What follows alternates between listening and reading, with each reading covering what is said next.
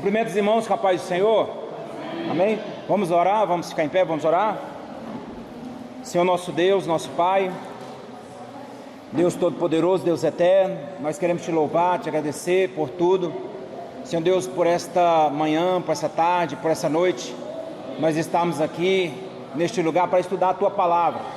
Nesse início de módulo, Senhor Deus, te pedimos mais uma vez que o Teu Santo Espírito, que é o inspirador, que é, Senhor Deus, o escritor, que é, Senhor Deus, aquele que deu, Senhor Deus, a palavra para ser escrita, Senhor, que o Espírito Santo, que também é Deus, venha nos instruir, venha nos dar entendimento, Senhor Deus, nestes livros que nós iremos estudar. Abençoa os Teus servos que já chegaram, também aqueles que estão vindo, traz em paz, livre de todo mal, aqueles que porventura não virão por algum motivo, Tu sabes qual, Senhor Deus, venha abençoar, venha guardar, venha livrar de todo mal, continua abençoando este curso, Senhor Deus, que nós possamos estar cada dia mais, Senhor Deus, recebendo, Senhor Deus, a instrução do Senhor.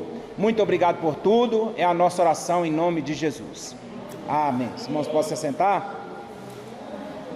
Bom, irmãos, vamos dar início então a mais um módulo. E com isso, irmãos, nós estamos aí já caminhando para o encerramento, não é isso? Nós aí estamos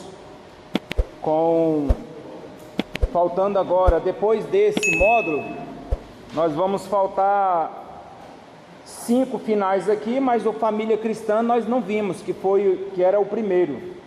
Então faltam 6 livros para a gente encerrar o nosso curso, né? Então já está bem mais perto do que longe, né? Graças a Deus. Vamos lá, irmãos, então dá início a nossa... Vamos dar início ao nosso módulo.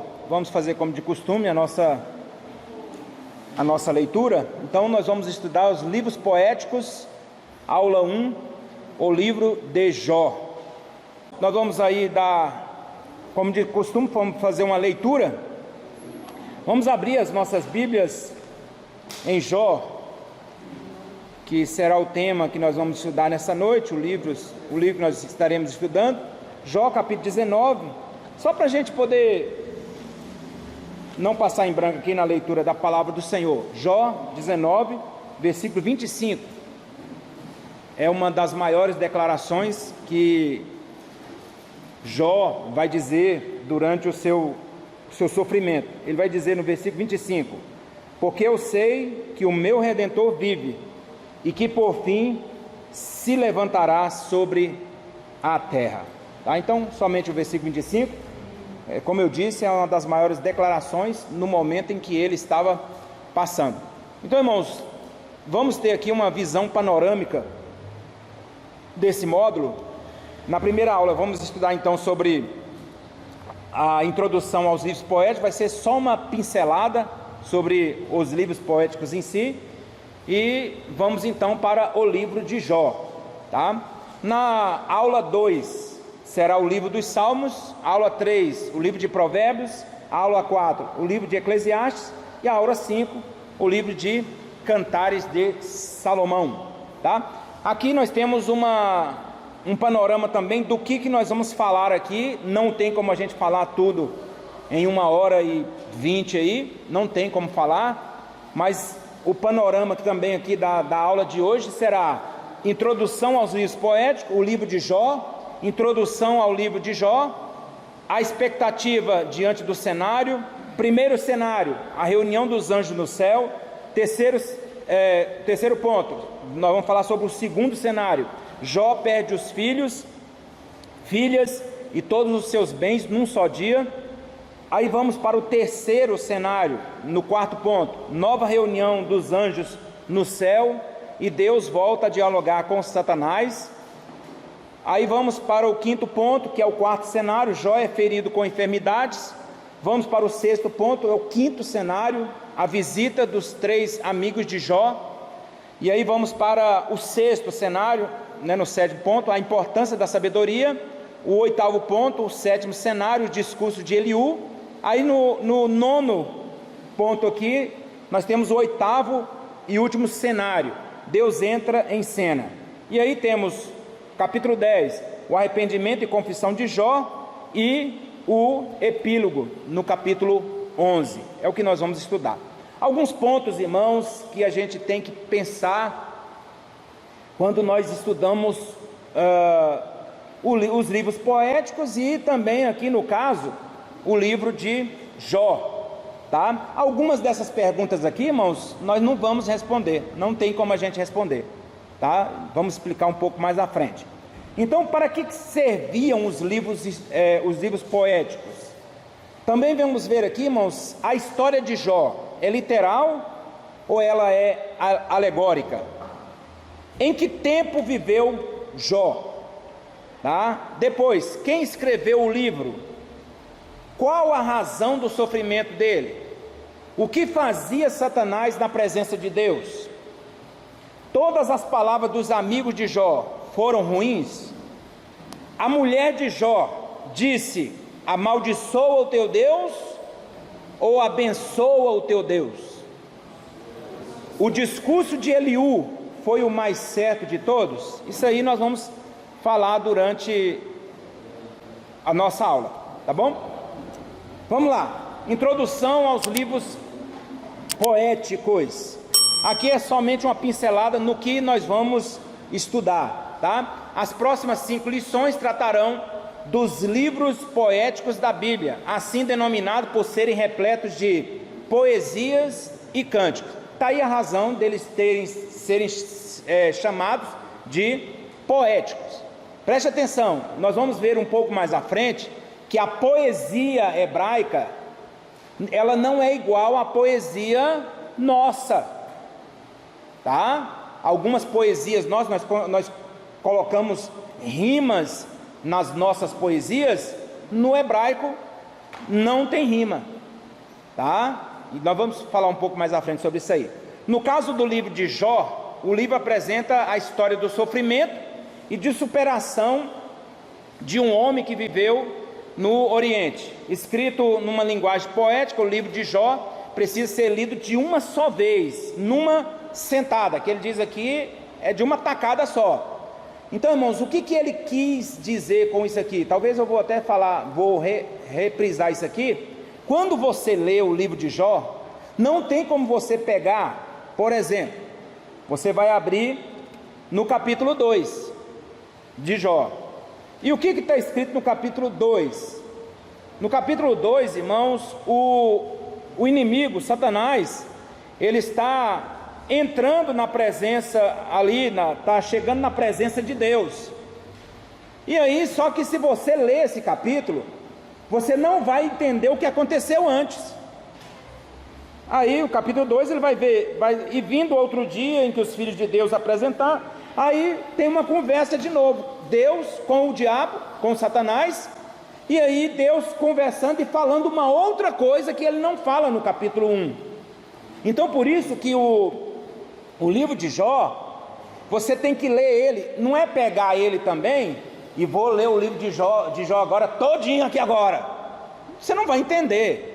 O que ele quis dizer é que você tem que ler ele, hoje você lê um capítulo, amanhã você lê um outro capítulo, e assim sucessivamente. Não vai com esse negócio de, hoje eu vou ler o livro de Jó capítulo 2, e aí pronto, aí lá no final do ano, eu vou voltar em Jó e vou ler um outro capítulo. Não faça isso.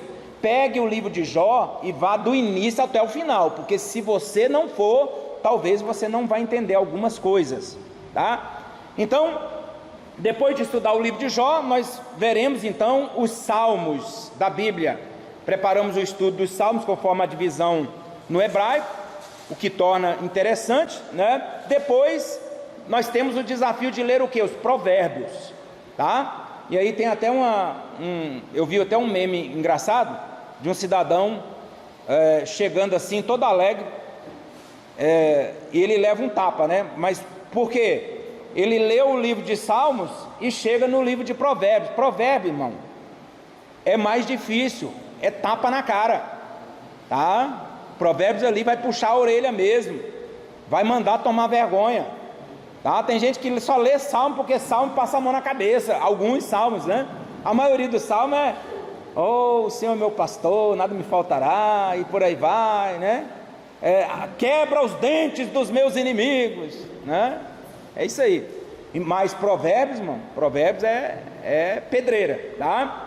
Então é uma coletânea de ditos, ditados, compilados, atribuídos na sua maioria ao rei Salomão. Sei não, vamos falar mais à frente. E depois nós vamos estudar o que? Eclesiastes.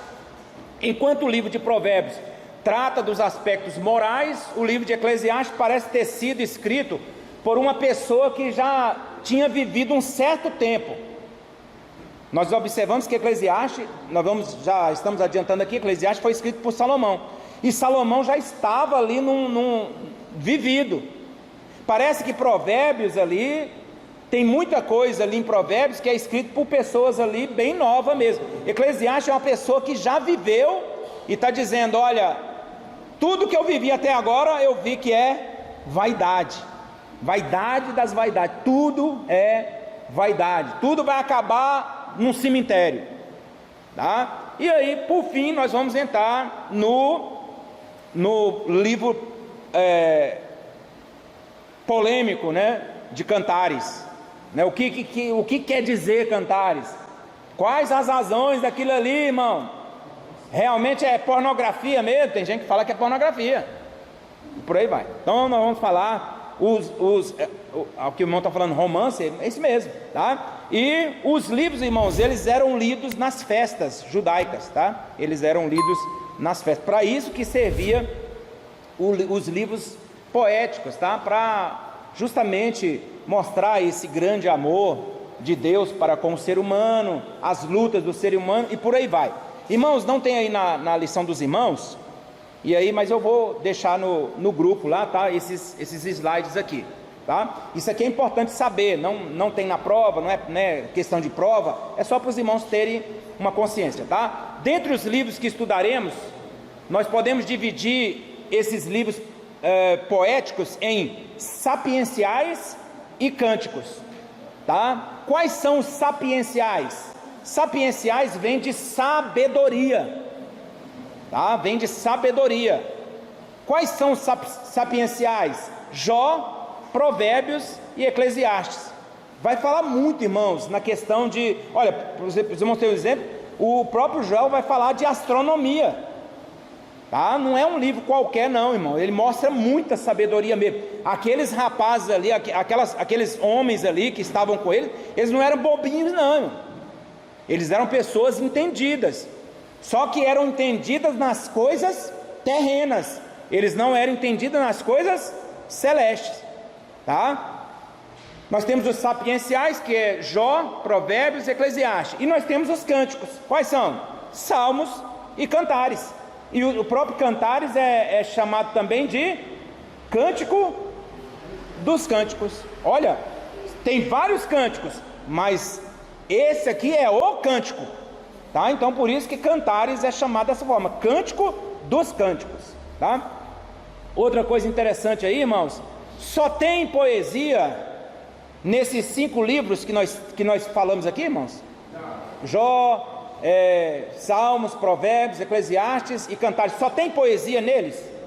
Irmãos, a Bíblia é cheia de poesia, é cheia de poesia, tá? Olha aqui, só uma rápida pincelada aqui, ó, onde você encontra poesia. Tem mais, viu? Se for olhar aí, tem mais. Mas isso aqui, irmão, são cânticos. As pessoas cantavam. Aquele cântico é um tipo de poesia que a pessoa está expressando, tá? E nós temos então em Gênesis 49, versículo 2 ao 7, a bênção de Jacó. Os irmãos acham que ali era simplesmente Jacó falando ali, Issacar é isso, Dan é isso. Não, ali era um tipo de cântico, tá? Ali era um tipo de poesia.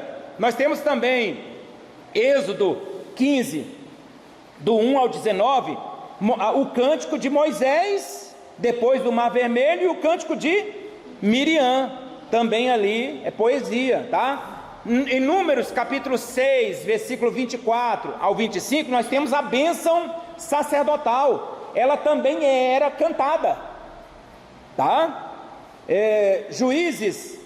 Nós temos Deuteronômio 32, versículo 1 ao 43, um capítulo, irmão, todo, o cântico de Moisés. E esse cântico ele é tão interessante que a Bíblia diz em Apocalipse que esse cântico vai ser entoado no céu de novo, né? Vai ser entoado de novo.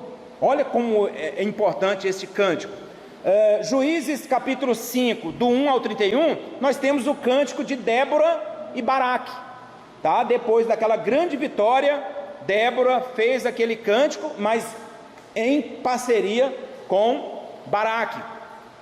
1 Samuel, capítulo 2, versículo 1 ao 10, nós temos o cântico de Ana, poesia também, irmãos, tá? Nós temos o cântico de Davi em 1 Crônicas 16, versículo 7 ao 36, tá? Uma música cantada ali. E Davi, irmãos, além disso, ele foi o maior escritor dos cânticos nos Salmos, né? E Isaías 38, versículo 9 ao 20, nós temos o cântico, a oração de Ezequias, tá? Ali era um cântico em forma de oração. E nós temos Abacuque, capítulo 3, versículo 1 ao 19, nós temos a oração, mas ali também é um cântico de Abacuque, onde ele vai dizer: aviva, ó Senhor, a tua obra, no meio dos anos a notifica. Então, irmãos, poesia não quer dizer somente esses dois aqui, tá?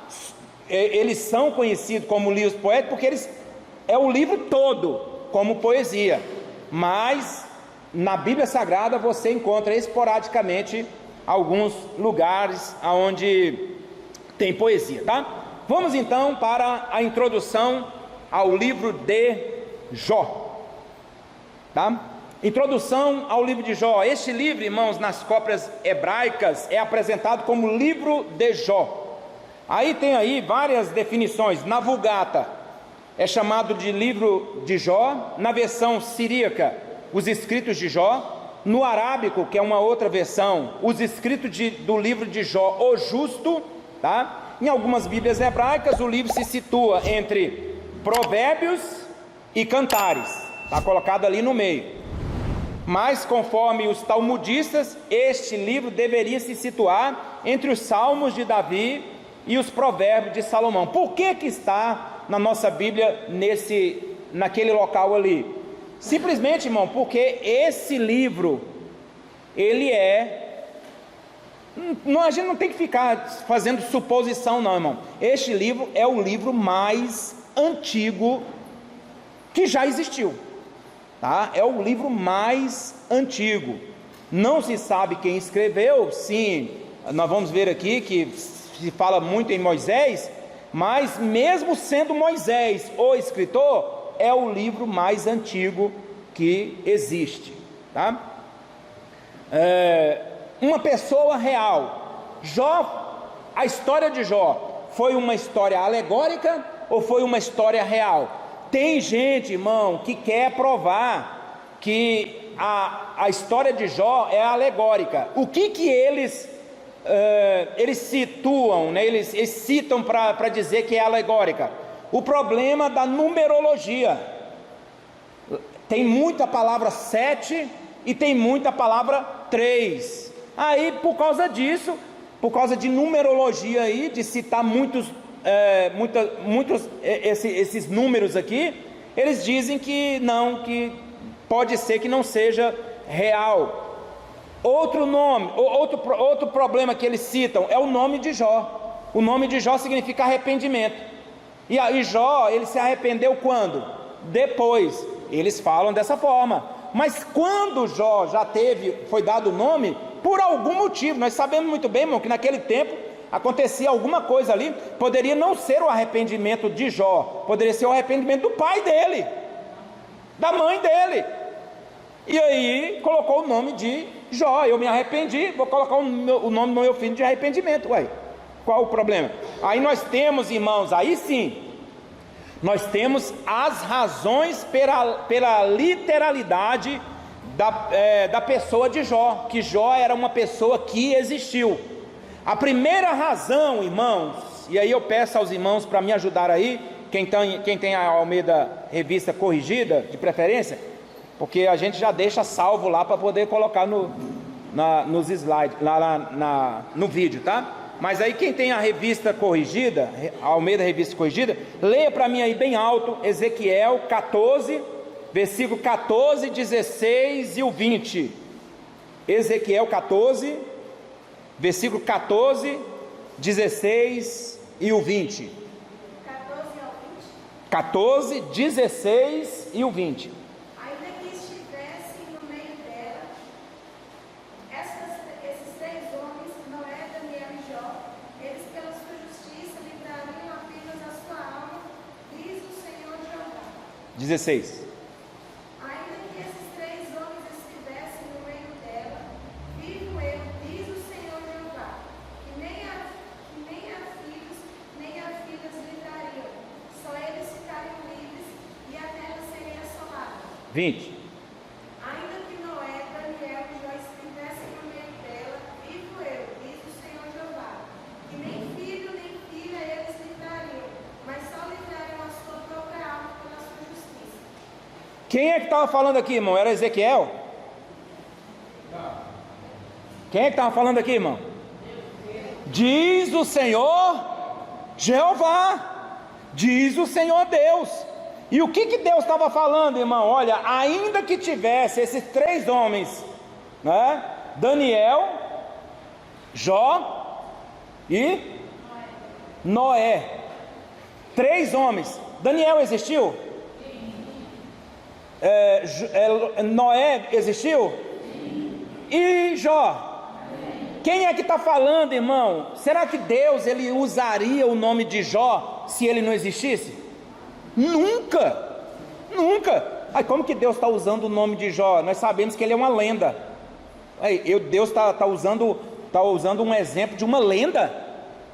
Aí ele está dizendo, ainda que eles se colocassem diante de mim, eles sozinhos se salvariam, tá? Ou seja, os três foram salvos, tá? É isso que o contexto dá. É porque o povo estava tão rebelde, que se aparecesse Daniel, Jó e Noé diante dele, eles por serem justos, eles se salvariam, mas o povo que estava rebelde, estava fazendo coisas erradas lá no cativeiro, e por essa razão estavam no cativeiro, eles não se salvariam, ou seja, eles pereceriam, tá? Então Deus mesmo dá testemunho de que Jó existiu, tá? O próprio Deus. Outra razão, Tiago usa também o nome dele para nos dar um exemplo. Tiago capítulo 5, versículo 11. Tem alguém aqui ler? Tiago 5, 11.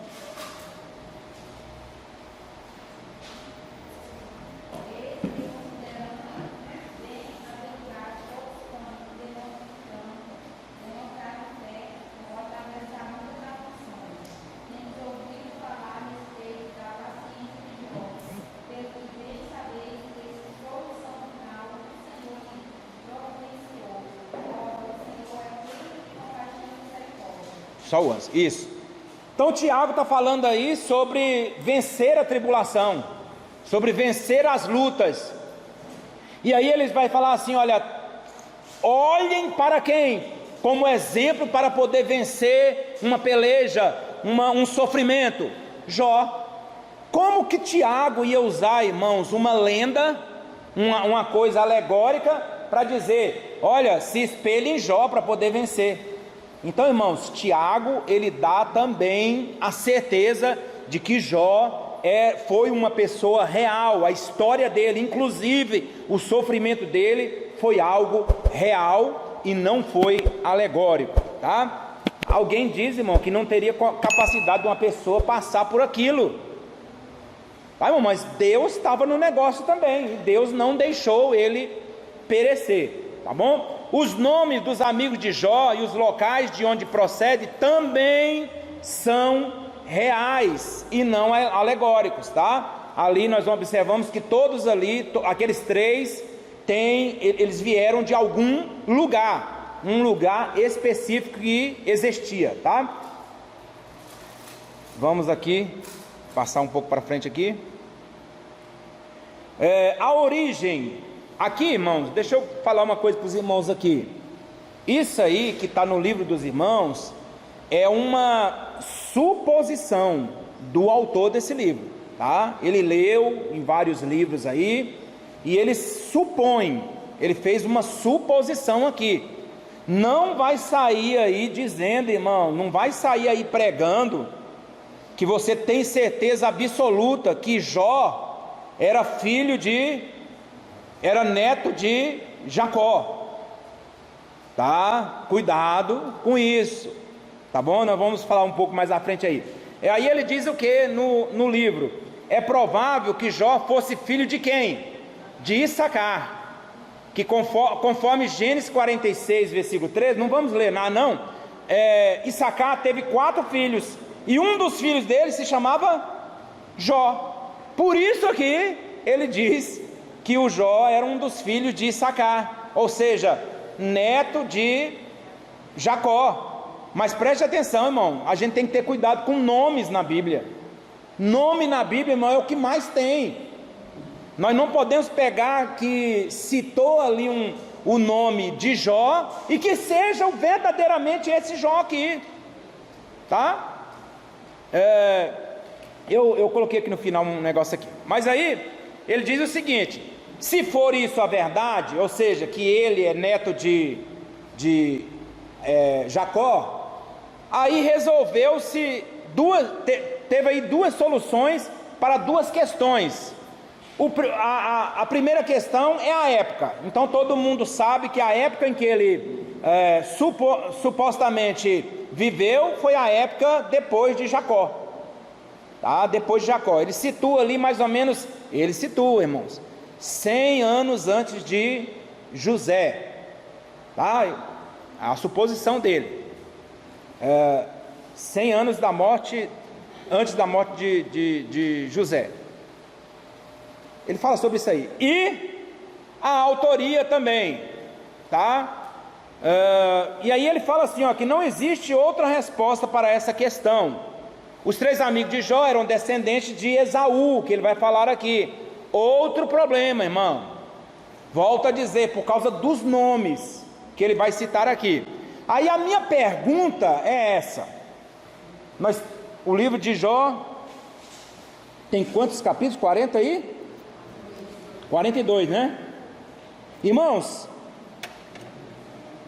nesses 42 livros, se ele era neto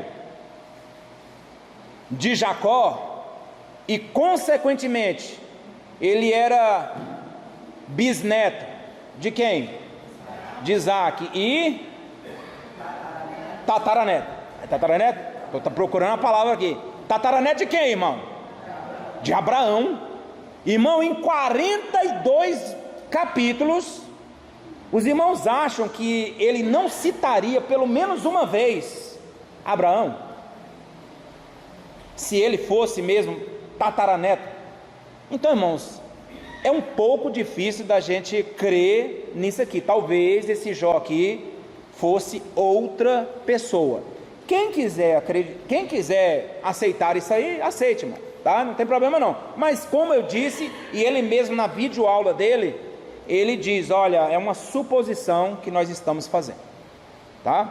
Vamos passar à frente aqui. Sobre a origem de Jó ainda, e nós temos os 3 amigos da onça, né, irmão? Amigo da onça, né? Aí ele tinha um apelido, o Temanita. Então ele era da onde? De Temã. Aí ele liga que em Abacuque fala que Deus vem de Temã. Então ele liga aqui que esse cidadão ele morava em Temã e faz uma ligação aqui também com os povos da região daquela época de Jacó, tá? Dos filhos de Jacó. Bildade, ou Suíta. E aí ele vai dizer que Suá era o 6º filho de Abraão com Quetura. Sara morreu, e aí Abraão teve filhos com outra mulher, chamada Quetura, e Quetura, um dos filhos dela, se chamava Suá, e aí ele liga que Suá se tornou então uma região, que era comum, naquela época, o nome das pessoas ser colocado também em regiões. E aí ele diz que esse Bildade, ele veio de Suá. Então é mencionado ao lado de Esaú, Edom e Temã. E Zofar, irmãos, Zofar ele tinha um apelido também, o Naamatita. Naamá era uma aldeia a 9 quilômetros do sul de Ló. Ló era uma cidade, viu, irmão, também. Não só o nome de Ló, mas também se tornou um nome de uma cidade, nas terras baixas de Judá. Se Jó era filho de Sacar, ele deve ter migrado para o Egito com seu pai. Então, irmãos, mais uma vez, uma suposição. O local aonde Jó viveu, isso aqui não tem dúvida, irmão. Uz, tá? Uz. E aí, irmãos, tem vários significados aqui. Uz pode significar luz, terra salgada, que ficava no norte da Arábia, entre a Palestina e o Eufrates. Uz também é citado como nome de uma pessoa, tá? Uz aparece como um país. Em Gênesis capítulo 22, versículo 21, Uz aparece como filho de Naor, irmão de Abraão. Então, irmãos, ele veio de Uz. Uz era uma cidade. Aonde ficava essa cidade, irmãos? Possivelmente, tá? Nessa região aqui, ó. Tá? Aqui abaixo, onde está circulado ali, perto de Edom. E aí ficava ali essa cidade de Uz. Não existe mais essa cidade, irmão. Ninguém conseguiu encontrar essa cidade, tá? Mas possivelmente, por causa de alguns versículos da Bíblia Sagrada, aí eles situam Uz perto dessa região de Edom. A época em que Jó viveu, o historiador Eusébio acredita que Jó viveu bem antes de Moisés, na época de Isaac. Aí já é Eusébio, tá? Eusébio de Cesareia, tá? Um historiador. 1800 anos antes de Cristo e 600 anos depois do dilúvio. Outro comentarista, Dr. Owen, ele afirma que Jó teria vivido 350 anos depois da dispersão da Torre de Babel. Ou seja, irmãos, nós não sabemos a data, a época em que Jó viveu. Isso tudo são suposições, tá? Não tem na Bíblia Sagrada. A autoria, irmãos, vários comentaristas, vários estudiosos, eles citam algumas pessoas que podem ser os escritores. Também não leva o nome do escritor, não leva a rúbrica dele, eu escrevi esse livro aqui, não tem, tá? Então, o mais acertado e o mais aceito é que seja Moisés quem escreveu esse livro, possivelmente aonde? Quando ele estava lá na terra do seu sogro, lá entre os midianitas, tá? Naqueles 40 anos de deserto. Outros acreditam ser o próprio Jó quem escreveu. Também pode ser isso aí, tá? Também pode ser, mas quem fala ali, está falando como se estivesse narrando de uma pessoa, tá? Então, talvez não, né? E outros sugerem também Isaías, outros sugerem também, irmãos, o próprio Eliú, tá? Que é o quarto homem a falar ali, porque enquanto os três estavam debatendo com Jó, o que Eliú estava fazendo? Ele estava escutando, mas possivelmente ele estava escrevendo, pode ser também, tá? Então, o livro de Jó provavelmente é o mais velho livro existente no mundo e é colocado ao lado de 3 divisões da hagiografia. O que é a hagiografia, irmão? É a escrita dos livros santos. Ele é colocado então ao lado aqui de a lei, os profetas e os salmos, tá? O modelo do livro. O livro de Jó é um debate em forma poética, que traz à lume a questão do governo de Deus, tá? O que trata o livro de Jó, irmãos? O governo de Deus. É isso, o governo de Deus. É sobre o sofrimento de Jó? É sobre o sofrimento de Jó, mas é o governo de Deus no sofrimento de Jó, tá? É o governo de Deus. O estudante pode perceber no prólogo. O que é o prólogo, irmão? O que se diz antes. E no epílogo, o que é um epílogo? É a conclusão de um discurso, tá? Que tudo está em prosa. O que é a prosa?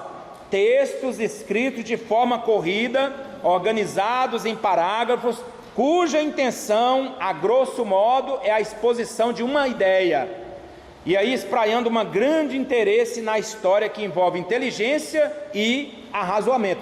Por isso que eu estou dizendo, irmão, aqui não é um debate de pessoas leigas, não. Aqui era um debate de pessoas sábias.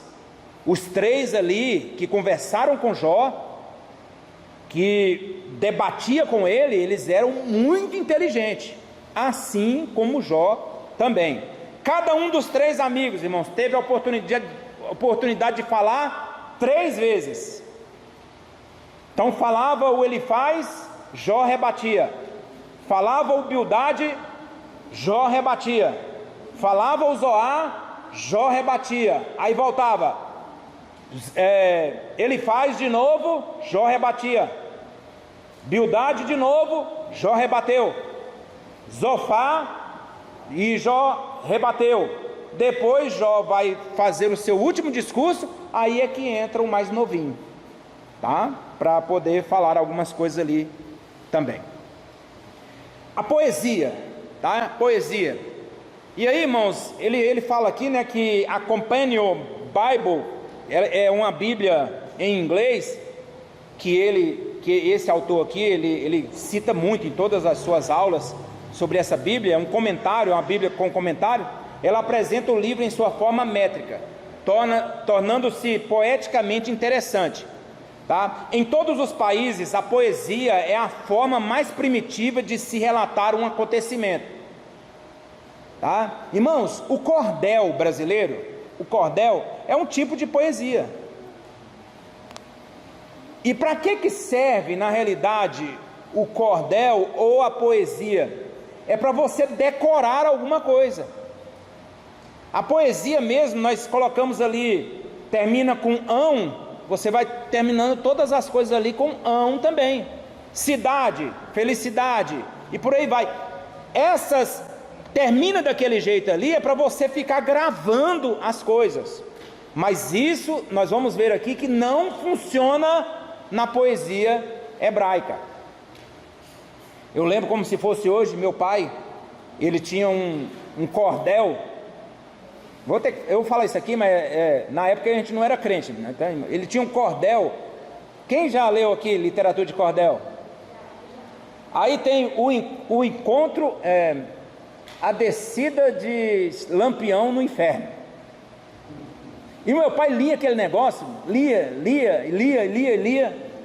Rapaz, e não é que eu decorei uma parte dessa poesia? E aí lá diz assim: Lampião pôde pegar uma caveira de boi, tacou na cara de um cão que ele só pode dizer oi, andou umas 10 braças, caiu segurando a calça, ninguém sabe por que foi.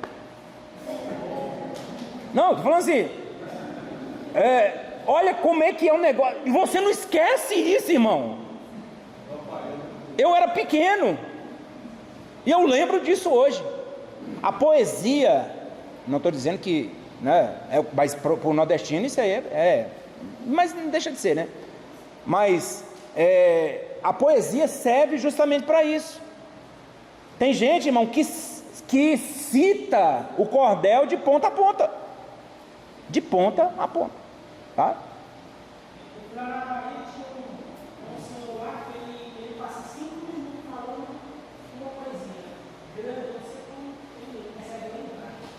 E eles são tão, assim, eu digo a inteligência, irmão. Se você der um tema para ele faz um negócio ali em cima daquele negócio, daquele tema. Ele faz uma poesia em cima daquele ali, um cordel em cima daquele ali. Não é interessante, por isso que eu estou falando. A poesia também tinha esses, as poesias, irmãos, elas eram cantadas. Então as crianças cantavam essas poesias aqui. Então não se espante de uma criança saber o livro de Jó de ponta a ponta, mas porque era uma poesia. Mas nós vamos ver aqui que não eram com rima, como eu acabei de falar aqui. No Oriente, especialmente, era costume expor os sentimentos em forma de terço. É essa palavra mesmo. Eu fui terço? Mas o terço, irmão, não é aquele negócio daquelas pedrinhas lá com que o pessoal vai passando lá e repetindo as coisas, não. Não é aquilo ali, não. Terço, o que é? Cada parte de um todo dividido em 3 partes. Tá? Então, eles dividiam uma escrita em 3 partes. Isso aí era um terço também. Tá? Frases concisas e resumidas. Isso aí tudo era uma forma proverbial, poética, chamada de masquil. E nós vamos encontrar alguns salmos que são chamados salmos masquil, tá? Lá na frente. A poesia hebraica não é feita de ritmo ou métrica, mas de forma bem peculiar. E aí, irmãos, nós temos aqui algumas características da poesia hebraica. Em ordem alfabética, ela poderia aparecer em ordem alfabética, na forma de acróstico. O que é o acróstico, irmão? Está ali um exemplo de um acróstico. Coloquei para os irmãos, para ficar mais fácil. A palavra Jesus. Jesus, justo, J, justo. Eterno. S, santo. U, único. S, Salvador.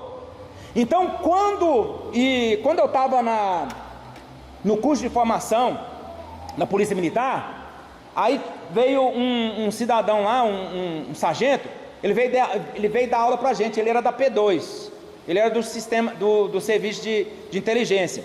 Ele veio dar aula para a gente, e aí ele foi dando aula nessas questões mesmo, e ele nos ensinou como decorar uma questão de uma prova. E aí como que ele usava? Ele usava o acróstico. O acróstico. E aí, não sei se a Eliette lembra disso, atrás de um guarda-roupa velho que a gente tinha, eu colocava lá escrito as questões, e aí eu escrevia em acróstico, tá? Para lembrar. Então, eu posso colocar lá elefante, tá? E por aí vai. Então eu tentava memorizar aquilo, simplesmente lembrando das iniciais. É o acróstico, para isso que serve o acróstico, tá? As poesias hebraicas, elas apresentam muito acróstico. Nós temos um exemplo em Lamentações, capítulo 1, versículo do 1 ao 20, um capítulo inteiro, irmão, todo em acróstico. Mas como? As letras do alfabeto hebraico, tá? E aí inicia-se com uma letra do alfabeto hebraico. Então, quando a pessoa ia lá e ia por exemplo, só citando um exemplo aqui no C, eu estou falando C, mas no nosso português aqui, no nosso alfabeto, aí já lembrava daquela parte daquele acróstico. Então, a poesia, ela tem essa característica. A primeira característica é isso, né? Em ordem alfabética, na forma de acróstico. O mesmo versículo, também outra característica, o mesmo versículo é repetido em intervalos, como no Salmo 42, versículo 5 e o 11. Se você ler esse versículo aí, você vai ver que no 5 e no 11 diz justamente as mesmas coisas. Aquilo ali, irmãos, não está ali apenas por estar. Aquela pessoa colocou aquilo ali para poder lembrar do restante, tá? A primeira parte, o versículo está ali, lá embaixo passa-se 4 versículos, está o mesmo versículo. É como se fosse um intervalo entre uma frase. Do mesmo jeito você vai ver isso no Salmo 107, versículo 8, 15, 21 e o 31. E aí nós temos o ritmo gradativo. O Salmo dos Degraus, por exemplo, é um ritmo gradativo. Uma coisa vai ligando com a outra. Mas, irmãos, a principal característica da poesia hebraica é o paralelismo. Paralelismo. E o paralelismo não está somente na poesia hebraica, está em outras poesias também, tá? O que é o paralelismo, irmão? É a correspondência das mesmas ideias em cláusulas paralelas. A parte A do versículo diz uma coisa, a parte B vai dizer uma coisa que vai concordar com o restante. Se você pegar isso aqui, irmãos, e se você colocar isso na tua mente, ler os salmos vai ficar diferente para você, porque você vai ler investigando como é que aquilo ali está. Aí nós temos, irmãos, o paralelismo tem várias nuances aí, né? Mas aí outra coisa que eu quero mostrar para os irmãos aqui, ó, isso aqui não está também no livro dos irmãos, e aí por isso que eu coloquei aqui, importante saber, a poesia hebraica não trabalha com rimas, e sim com paralelismo.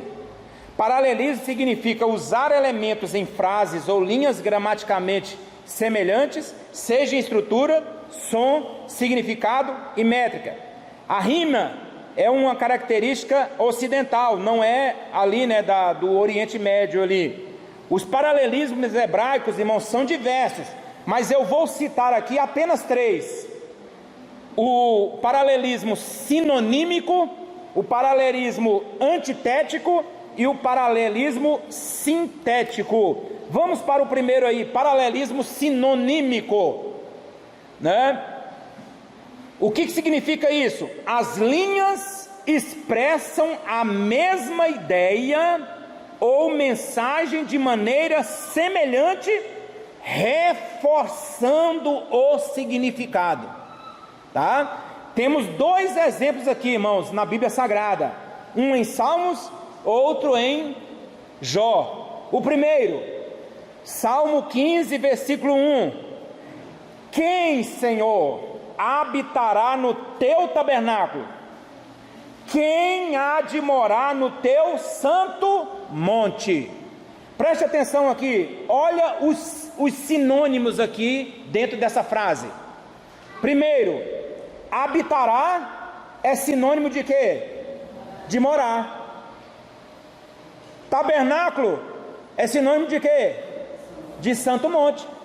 Então isso aqui é um paralelismo. A poesia com o paralelismo trabalha dessa forma. Você vai encontrar, irmãos, diversos versículos da Bíblia Sagrada com esse paralelismo aqui, o sinonímico. Vamos lá para Jó, capítulo 38, versículo 7.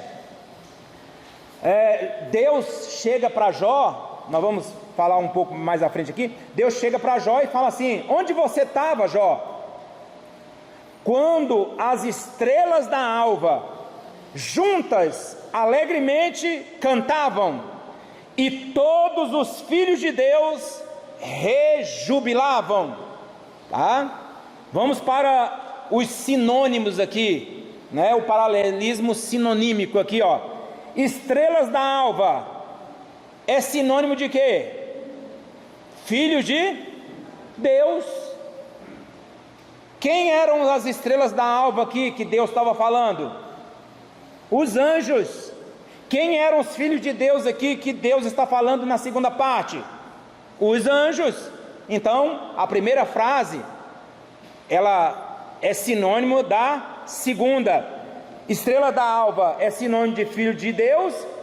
As estrelas da alva alegremente cantavam, é sinônimo de quê? De rejubilavam.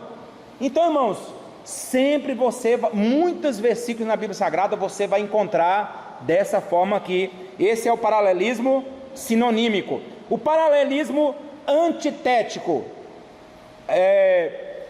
vem de antítese, né? As linhas apresentam uma oposição ao contraste entre as ideias. A antítese é aquilo que é contrário, né? Então por isso que é chamado de paralelismo antitético. E temos um exemplo só, mas tem, a Bíblia Sagrada está cheia, tá? Por exemplo, lá no Salmo, no Salmo 1, irmão, está cheio aqui de paralelismo antitético. Vamos lá. Pois o Senhor conhece o caminho dos justos. Segunda parte, mas o caminho dos ímpios perecerá. Uma coisa, a primeira parte, ele está falando como se fosse positivo, mas na segunda parte ele está dizendo uma coisa negativa, tá? Por exemplo, pois o Senhor conhece o caminho do justo. O que é que tem no caminho do justo, irmão? Deus está abençoando ele, tem glória de Deus, tem presença de Deus, tem livramento, né? Tem coisas boas que Deus dá para o justo. Mas, aí tem um mais aqui, o caminho dos ímpios. O que tem no caminho dos ímpios, irmãos? Tragédia, morte, destruição, inferno, né? Tormenta, tribulação, tudo isso. Então esse aqui é o paralelismo, é uma coisa chocando com outra, mas na mesma posição, num só pensamento. O ponto principal aqui desse versículo é o que? Caminho. Caminho.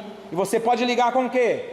Com os dois caminhos que Jesus falou: o caminho da vida e o caminho da morte, o caminho do céu e o caminho do inferno, né? E nós temos também o paralelismo sintético ou construtivo. O que é isso, irmão? Alguns versículos na Bíblia Sagrada, principalmente nas poesias, as linhas constroem ou ampliam a ideia apresentada, muitas vezes acrescentando detalhes ou desenvolvendo o tema.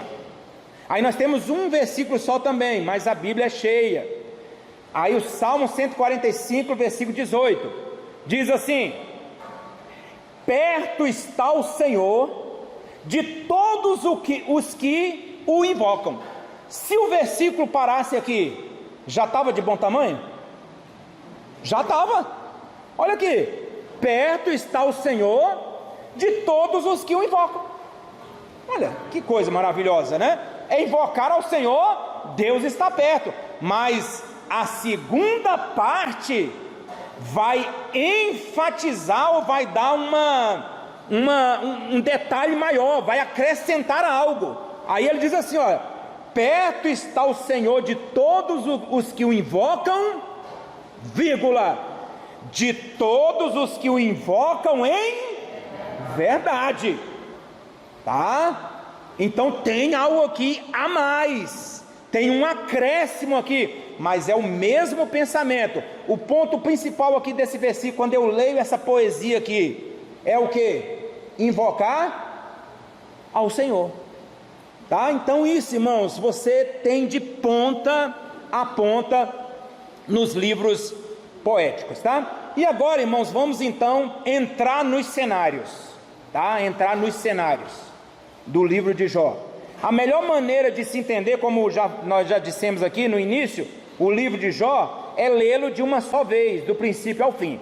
O estudante deve imaginar o livro como um roteiro de uma peça. Foi por isso que eu coloquei aqui, irmãos, as cadeirinhas ali, né?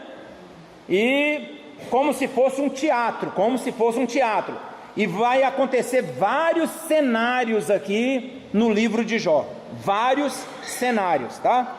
Então vamos aí para os cenários do livro de Jó. E já vou adiantar para os irmãos que eu não vou, sobre a questão do debate entre os amigos de Jó com ele, aí os irmãos leiam no livro, irmão, leiam no livro, não tem como a gente ficar aqui falando, Zofá falou sobre isso, Zofá falou sobre aquilo, Jó falou sobre isso, mais isso, não tem como, tá? Então vamos lá, pense aí num cenário de um teatro, né? Aonde entra uma pessoa e ele vai agora iniciar falando a vida de Jó. É assim que começa o livro de Jó, é desse jeito que começa. Aí olha, o locutor apresenta o que acontecerá a seguir, né? A apresentação e o conteúdo da peça. E aí o que ele vai falar aqui nessa apresentação? Ele vai dar as características do homem chamado Jó. Aí ele vai dizer, era um homem de caráter e o mais rico do Oriente. Tá? Quando lhe veio a tribulação, Jó se lembrou da sua integridade, dos tempos em que tinha saúde, seu comportamento era digno de louvor. Isso tudo aqui o apresentador ali está falando no início. Jó, ele era o homem mais rico do Oriente. Isso indica que uma pessoa pode ser rica e permanecer fiel a Deus e aos princípios cristãos, tá? Nós vamos falar um pouco mais sobre essa situação aqui, quando o diabo chega ali e pede a primeira coisa para Deus aí. Nós vamos falar sobre isso aqui, tá? Então há condições sim, irmãos. O difícil é que o rico, irmãos, o rico, quando ele vem para os caminhos do Senhor, muitos ricos, eles ficam pensando assim, eu chegar naquela igreja lá, o pastor vai ficar pedindo coisa, os irmãos vão ficar pedindo coisa, qualquer coisa que tiver, vai ser eu o primeiro, eu não vou ter sossego. Alguns pensam dessa forma. Muitos ricos, irmãos, pensam que vir para a igreja é ficar dando dinheiro para os outros, né? Aproveita que infelizmente, e a gente tem que dizer isso, infelizmente muitas igrejas também, quando vê um rico entrar, mano, senta ali, né? Olha aqui, aquele lugar ali, levanta aí, rapaz, dá lugar para ele aí, por aí vai. Então, irmãos, é uma situação, tem condições sim. Não é à toa que também o túmulo que Jesus foi colocado, ele era de um rico, e cumpriu-se o que a Bíblia diz, né? Que com os ricos ali ele foi colocado. Então tinha ricos, irmãos, que seguiam a Jesus Cristo. Os ricos e suas festas. Outro ponto principal que esse apresentador ali, que é o que está no início do livro de Jó, vai falar, é sobre os ricos e suas festas, que podem se constituir um problema. Irmãos, esse homem rico aqui, ele tinha quantos filhos?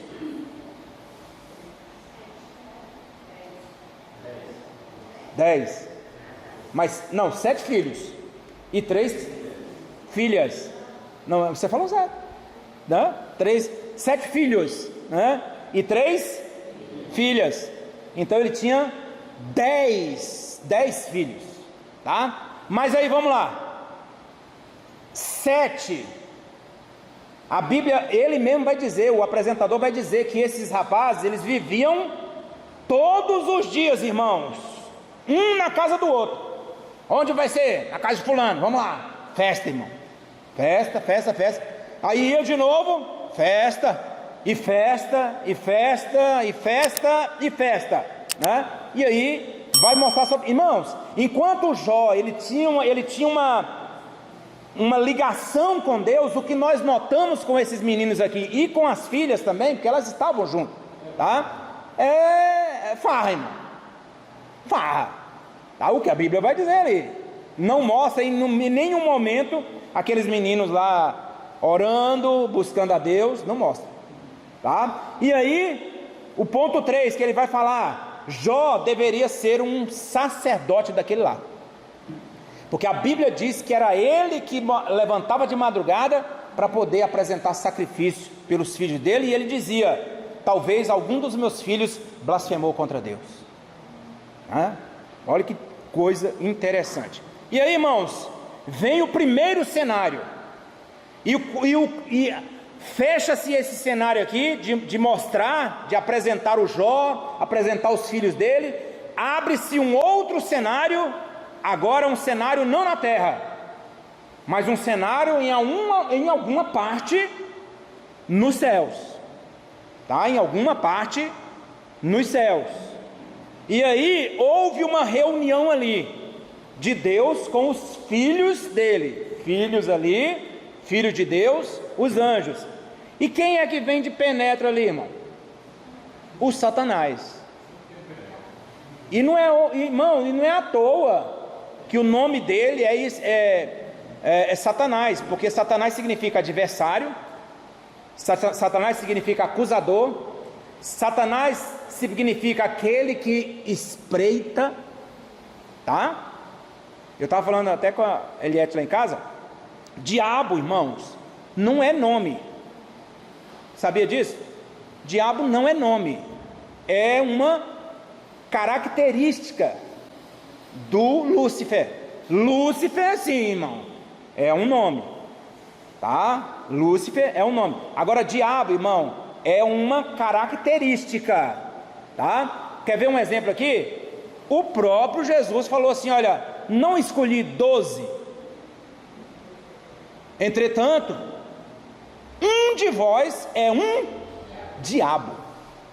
O que Jesus estava falando ali? Era que o diabo, um dos 12 era o diabo mesmo? Não, era um acusador, era um adversário, tá? Era um que estava ali para fazer alguma coisa, era um que estava dando lugar para ele, tá? Então é isso, é nesse sistema ali. Judas, ele não era o diabo, era um diabo, tá? Satanás também, irmãos, é característica, tá? A Bíblia chama ele aqui, nesse caso aqui, de Satanás, e ele vai até a presença.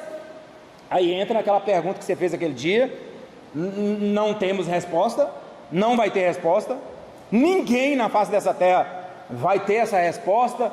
Como que foi que aconteceu, por que que aconteceu, como que o inimigo entrou naquele lugar ali?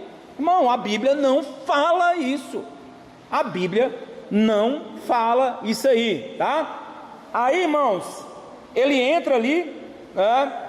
E aí o próprio Deus é que pergunta para o Satanás. Ele vai dizer: observaste o meu servo Jó? Homem íntegro, reto, temente a Deus e que se desvia do mal. O próprio Deus dá testemunho dele, tá? Aí o argumento do Satanás, irmãos, é o seguinte: mas como é que ele não vai te glorificar? Ele é o homem mais rico que já existiu, para aquele momento ali, né? Ele é o homem mais rico que já existiu. O Senhor deu tudo para ele. O Senhor quer o quê? Que ele faça o quê? O Senhor quer que ele fique chateado com o Senhor por causa disso? Tira tudo dele para ver. Aí Deus falou assim: então tá bom, tira. Tá autorizado, tá? Aí o argumento de Satanás era isso, né? Aí, irmãos, ele fala uma coisa interessante aí. A proposta do diabo era essa: empobrecer para poder ele blasfemar. Hoje a proposta do diabo é enriquecer para blasfemar o crente, nesse caso o crente. Irmão, preste atenção numa coisa aqui. Qual a primeira coisa, irmão Célio, ou nome bonito, qual a primeira coisa que, se um crente ganhasse na cena, ele faria? Sumia no mapa, irmão.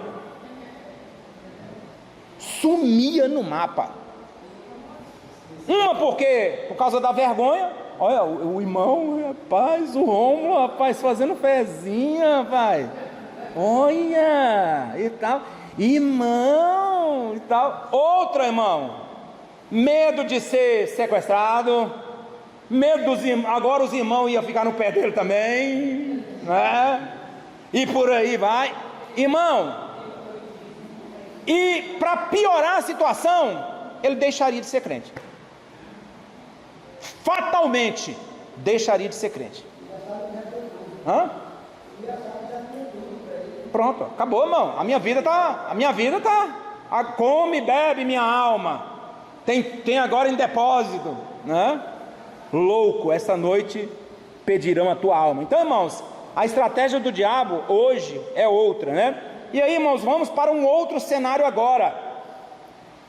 Qual o cenário? Agora volta, sai do céu, fecha-se o cenário do céu e abre-se o cenário da terra. Quem é que entra em ação agora? O diabo. Ele vai lá, irmãos, e com aquela, entre aspas, autoridade, porque nós observamos aqui que ele controlou o vento. Ele controlou o vento aqui, não era Deus.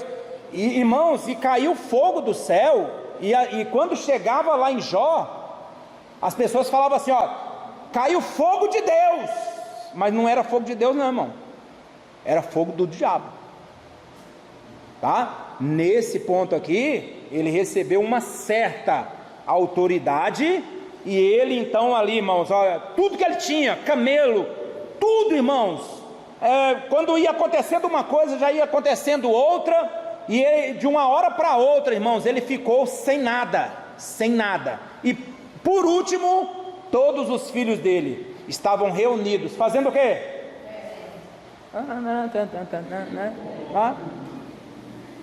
O teto caiu, irmão, matou todo mundo, todos os 10, de uma lapada. Aí, irmãos, o cenário vai se fechando e o locutor vai falando assim, mas em tudo isso, mesmo diante disso tudo, Jó não blasfemou contra Deus, né? Aí entra um outro cenário, aonde, irmão? Fecha-se o cenário daqui da terra, abre-se o cenário no céu de novo. Quem está lá? Deus, os filhos de Deus, e quem é que está entrando ali? O Satanás. Aí Deus fala assim, observaste o meu servo Jó?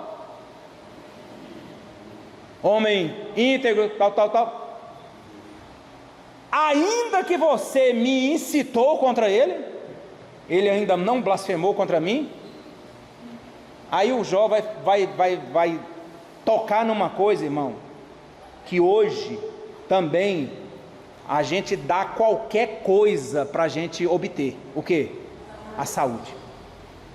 Não tem esse rico, irmãos, não tem esse rico. Tem gente aí, irmão, congelando o corpo, porque está em estado terminal, mas está congelando o corpo para, num futuro, se descobrir como ressuscitar as pessoas. Está lá as pessoas todas petrificadas lá, todas congeladas, porque eles creem que o homem vai conseguir trazer a vida de volta, tá? Então, e essas pessoas aí, irmãos, isso tudo por causa de enfermidade, e a pessoa que tem dinheiro, irmãos, ela faz qualquer coisa para ter saúde. Se falar para beber veneno, ele vai beber veneno para ter saúde. Aí ele vai falar assim para Deus, falar, olha, pele por pele. E tudo que o homem tem, ele dará pela sua própria vida. Toca na saúde dele para ver se ele não blasfema de ti na tua cara. E tá brabo, irmão. Aí Deus falou assim, então toca nele, mas não tira a vida dele. Não, irmão, o diabo queria matar ele mesmo. O diabo não gosta de ver você orando, jejuando, não, irmão. Não gosta. Ele estava disposto a matar, mas Deus falou assim, não toca nele não mata ele não. Mas agora pode tocar qualquer tipo de enfermidade, coloca nele.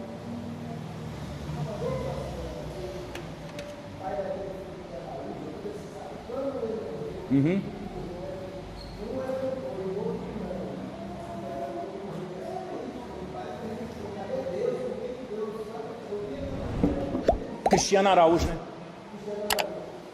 Exatamente. Blasfema, irmão. A Eliette, já contei isso aqui, né?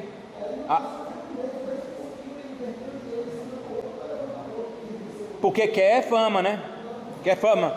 A Eliette, ela conheceu uma pessoa, né? Que ela caiu em enfermidade não foi curada. E aí o pastor foi fazer uma oração por ela lá. Chegou lá, ninguém conseguiu fazer oração, não é isso? Ninguém conseguiu fazer oração por aquela mulher. Ninguém conseguiu, ninguém abriu a boca. E o pastor foi embora, e aí ficou sabendo que ela morreu, rangendo os dentes, mas dizendo: eu odeio esse Deus. Aí o pastor perguntou para Deus: por que ninguém conseguiu orar por ela? E aí Deus falou: ela blasfemou contra o meu espírito.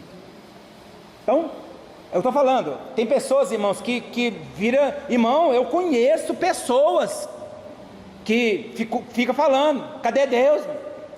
Cadê Deus? Cadê Deus? Irmão, é o diabo atrás disso aí, tá? Cuidado com isso aí. Aí Deus fala: poupa-lhe a vida. Aí ele vem, irmão, aí agora fecha-se o cenário, abre-se o cenário da terra.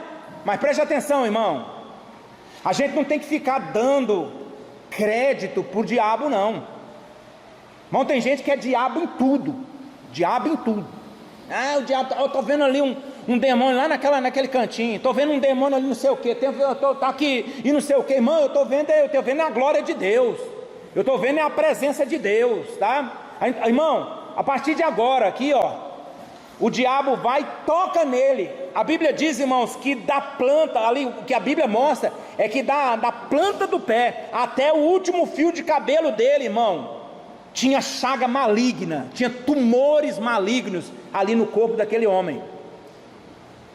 Irmão, uma dorzinha, irmãos, uma dor pequena, a gente falta morrer. Esse homem, irmão, foi tomado todo o corpo dele, de ponta a ponta, dores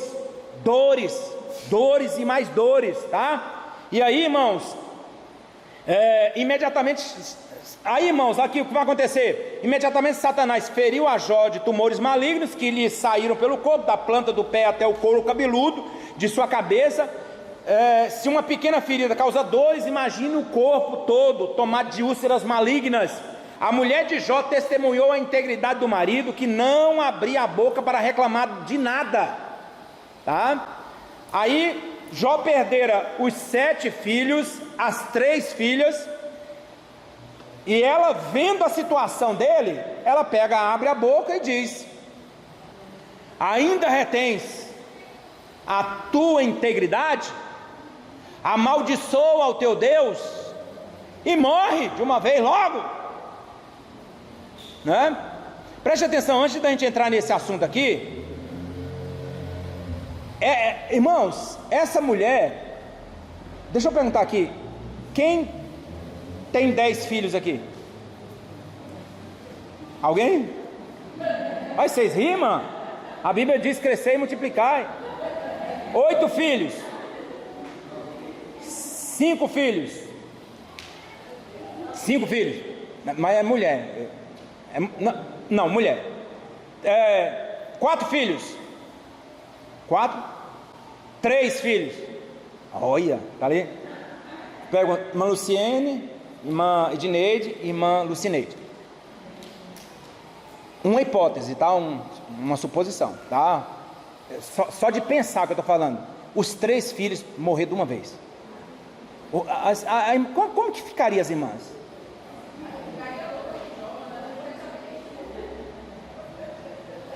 Eu contei aqui de uma irmã que perdeu 3 filhos, né? Foram 3 filhos de uma vez num acidente. Até esses dias atrás, os irmãos, meus conhecidos lá no P-Norte, dizem que ela não perdoa a Deus. Preste atenção, irmão, essa mulher estava numa situação aqui difícil, né? Porque a mulher não é igual ao homem, não. E outra, Deus estava trabalhando com quem? Com Jó ou com ela? Com Jó, tá? Aí eu pergunto para os irmãos, a mulher de Jó mandou ele abençoar ou amaldiçoar a Deus? Abençoar ou amaldiçoar, irmão? Amaldiçoar, né? Alguém falou abençoar aí? Pois você Pois vocês acreditam que o hebraico, no hebraico, a palavra está desse jeito aqui, ó. No hebraico está assim, ó. Então sua mulher, aí o hebraico aí, né? Lhe disse, no hebraico, ainda conservas, no hebraico, a tua integridade, no hebraico, abençoa, Baraque, a Deus e morre. E agora, irmão?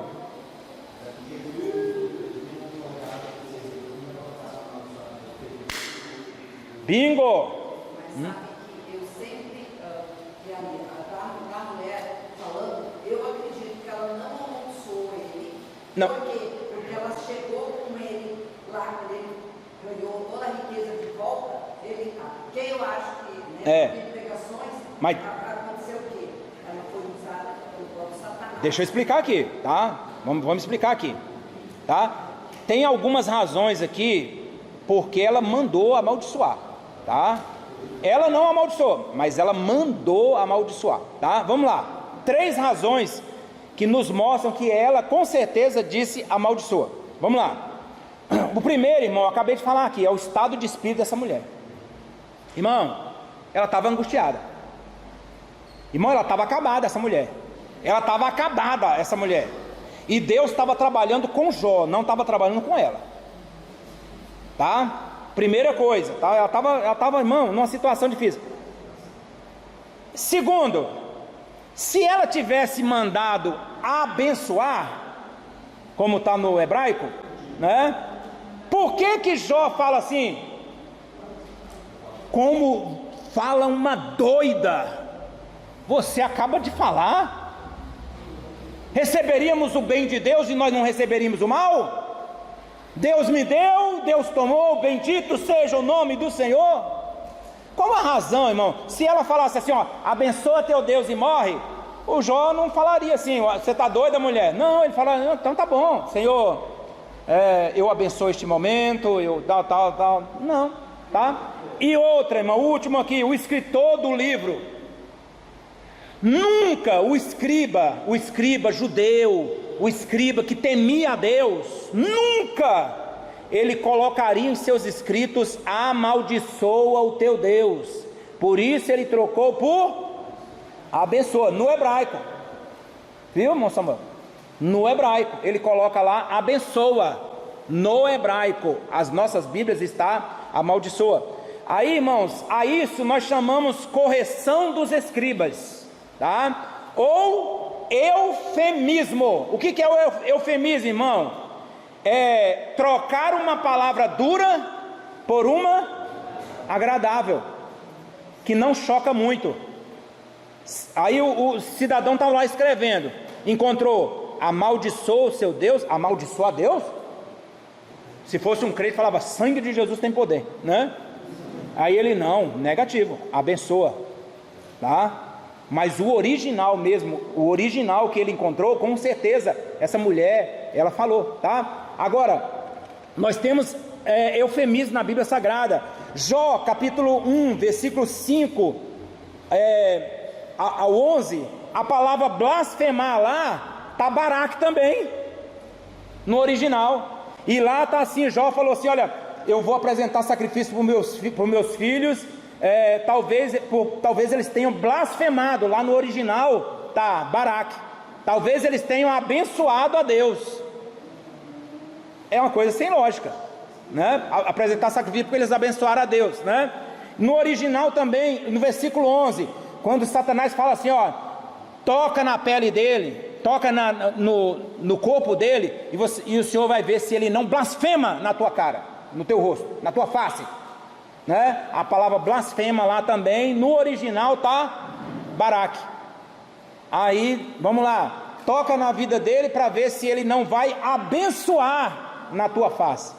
Uma coisa ilógica, tá? Aí, nós temos 1 Reis 21, versículo 10, também sobre Jezabel, quando chamou algumas pessoas para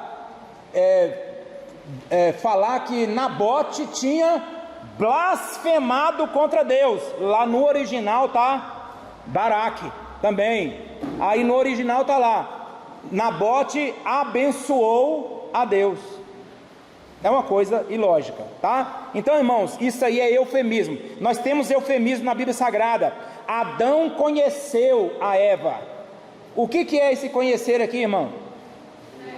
Ter relação sexual. Aí, para não colocar relação sexual, colocou-se conheceu, tá? Jesus vai dizer: Lázaro, o nosso amigo, dorme. Aí os discípulos falaram assim: se dorme, então ele tá bom, deixa ele lá, tranquilo, para a gente não ser apedrejado também, né? Deixa ele lá cantinho, quietinho. Aí Jesus vai falar logo em seguida: não, Lázaro morreu, tá? No primeiro ele usou eufemismo, ele usou uma palavra agradável. E Atos capítulo 7, versículo 60, lá Estevão, ele faz a oração, e aí a Bíblia diz que ele adormeceu. Adormeceu ali é o que? Morreu. Aí, para não colocar morreu, usou-se um eufemismo. E hoje nós usamos o eufemismo quando nós falamos assim: o nosso irmão fulano de tal dormiu no Senhor. Para não dizer morreu, a gente diz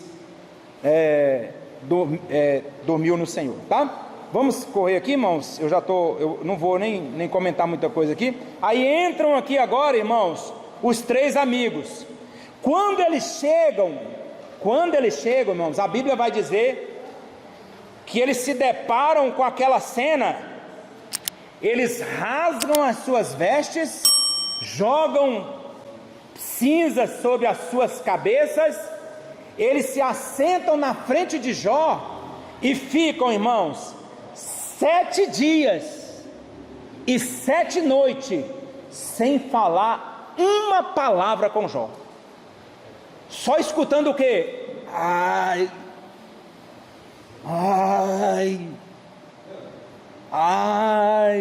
7 dias, irmão, 7 dias sem falar nada.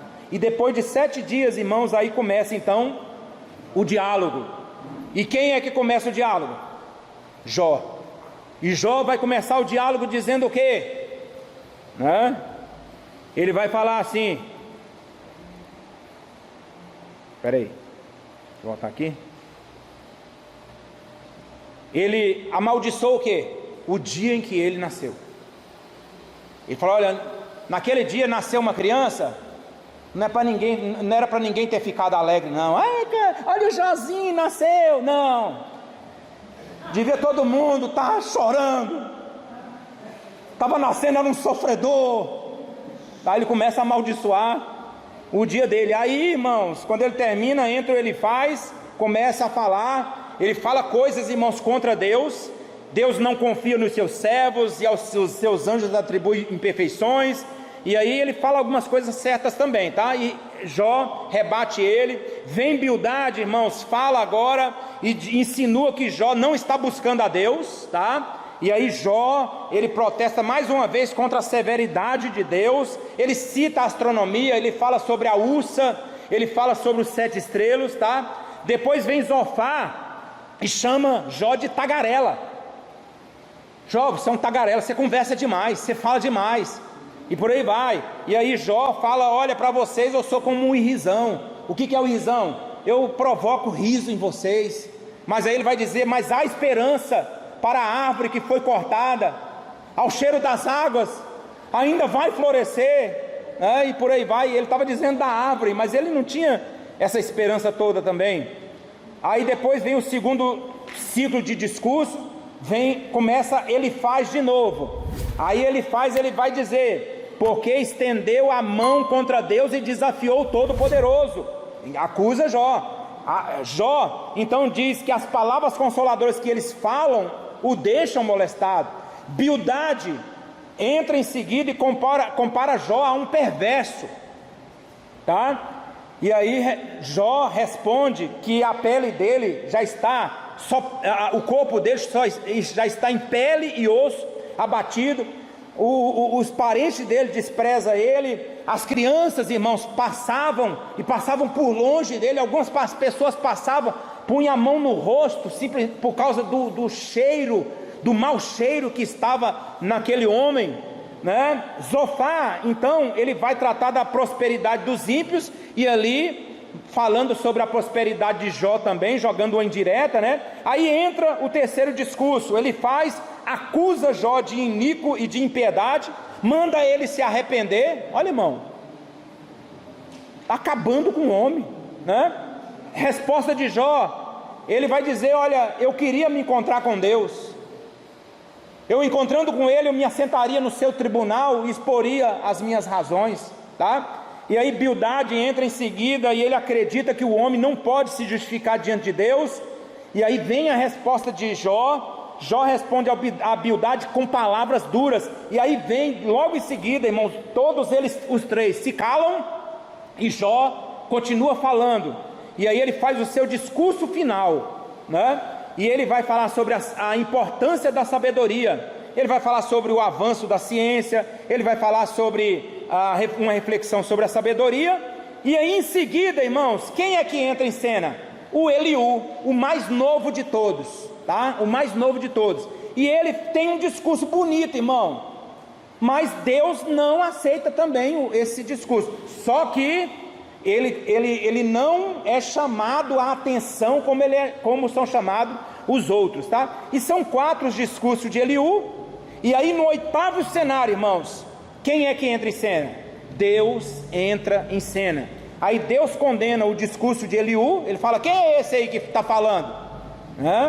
Quem é esse aí que acabou de falar, sem me conhecer? Tá? E aí vem, Deus começa a falar com Jó, a nova linguagem, a nova tradução na linguagem de hoje, diz assim, Deus falando com Jó: Jó, você desafiou a mim, o Deus Todo-Poderoso, vai desistir ou vai me dar uma resposta? Aí Jó, qual a resposta que Jó dá?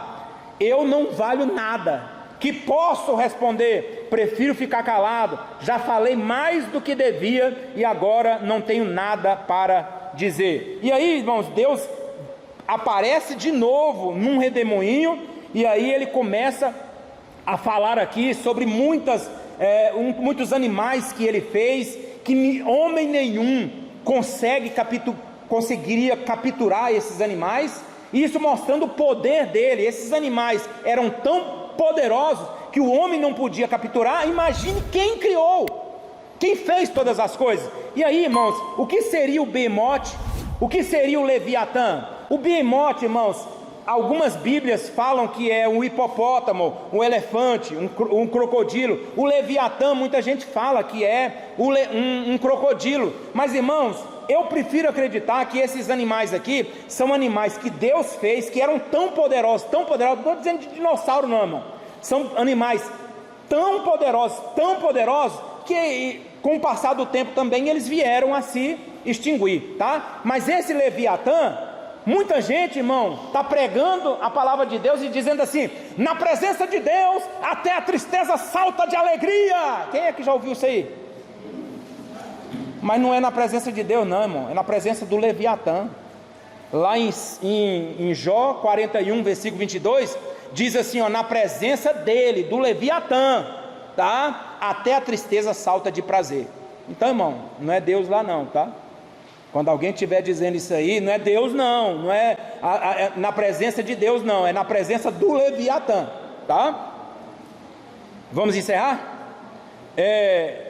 Aí vem um arrependimento de Jó, e aí vem a frase mais poderosa de Jó: antes eu te conhecia só por ouvir falar, mas agora eu te vejo com os meus próprios olhos, por isso estou envergonhado de tudo o que disse e me arrependo sentado aqui no chão, no monte de cinzas. E aí vem o epílogo. Deus agora deixa de tratar com Jó e se vira para quem?